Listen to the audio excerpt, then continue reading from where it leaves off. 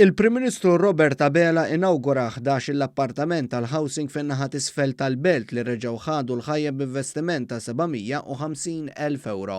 L-appartamenti għaddew fidejn l-Awtorità tad-Djar fil-preżenza tal-Prim Ministru Robert Abela wara xogħol ta' tisbieħ mill-Korporazzjoni għar-Riġenerazzjoni tal-Port il-Kbir, dan fil-preżenza tal-Ministri Ijiem Borċu Rodrik Galdes u s-Segretarju Parlamentari Stefan Zrinzu Azzopardi.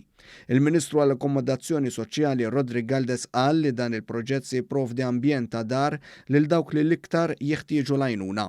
Għat nirrestawraw u nerġaw natu l-ħajja meġdid binjiet li l-om abbandonati 20 ta' snin.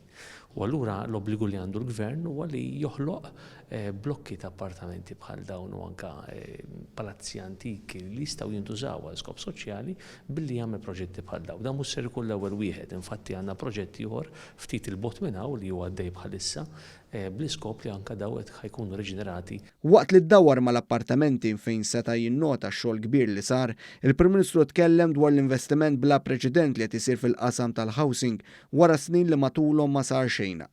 Qal huwa dmir tal-Gvern li jidħol f'każijiet fejn familji ma jistgħux jaslu biex ikollhom saqaf fuq rashom. Waqt li stqar li mhux aċċettabbli li f'pajjiżna jkun hawn imqar familja waħda bla saqaf fuq rashha huwa kien ċar u qal il-housing qiegħed biss għal min għandu bżonnu. Il-Prim Ministru qal li l-investiment fis-settur qed isir ukoll permezz tal-investiment ta' 100 miljun euro mill-programm taċ-ċittadinanza b'investiment. Qal li b'dawn il-fondi qed jinbdew 1700 appartament ġdid waqt l-identifikazzjoni ta' sit abbandonati li jinbidlu f'appartament tal-housing. Ġenerazzjoni soċjali titjib ta' kwalità tal-ħajja tan-nies il-fatt li n-nies ikollhom housing aktar affordabbli u waħda tikkumplementa lill-oħra. Dak kif isser meta jkollok gvern li jkollu viżjoni, gvern li jkun pożittiv, gvern li jkun kommess li jtejjeb il-kwalità tal-ħajja tan-nies l-aktar dawk li huma qegħdin fil-faxxa l-isfel tas-soċjetà tagħna. Meta mistoqsim il-ġurnalist il-Prim Ministru qal li dik li kienet id-ditta legali tiegħu m'għadix illiċenzjata fil-programm tal-IIP sabiex ma jkun hemm l-ebda ħiel ta' konflitt ta' interess. Bis-saħħa tal-IIP bħalissa qed jinbnew housing soċjali f'aktar minn 20 sit madwar il-pajjiż. Ejja ma nippruvawx inkisru il-housing soċjali. L-IIP kien kontributur ewlieni biex dan il-pajjiż ikollu fondi biżżejjed biex kun jista' jibni il-housing soċjali. Mistoqsi dwar laqat li kellu ma' sidin ta' djar li ġarbu ħsarat minħabba xogħlijiet li jmissu mal-proprjetajiet tagħhom, il-Prim Ministru qal li għaddejn diskussjonijiet biex jiġi provdut rimedju.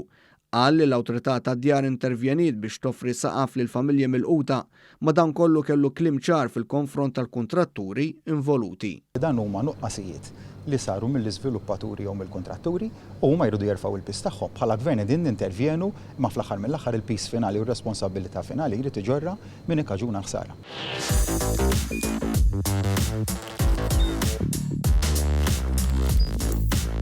Idħol fuq one.com.mt u hemmhekk tista' tara l-programmi kollha li jxandru fuq One permezz ta' One Play.